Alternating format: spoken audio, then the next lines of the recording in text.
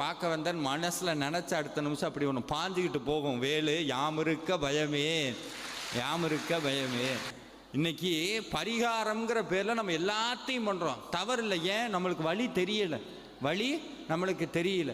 இந்த பரிகாரம் பண்ணும்போது ஏன் சென்ட்ட நிறையா பேர் கேட்பாங்க, நாங்கள் போகாத கோயில் இல்லை, பண்ணாத பூஜை இல்லை, கும்பிடாத தெய்வம் இல்லை, எல்லாம் சொல்கிறோம். ஏன் எனக்கு பரிகாரம் பலிக்கலை அப்படின்னா ஒன்றும் இல்லை. இன்றைக்கி நான் உங்கள்கிட்ட சொல்கிறேன், உங்களுக்கு ஏதோ ஒரு பிரச்சனை இருக்குதுன்னு வைங்க. உதாரணத்துக்கு கடன் தொல்லை தீரணும் அப்படின்னு ஒரு வச்சுக்குவோம். கடன் தொல்லை தீரணும், வேல்மாறல் படிங்க அப்படின்னு சொல்கிறேன்.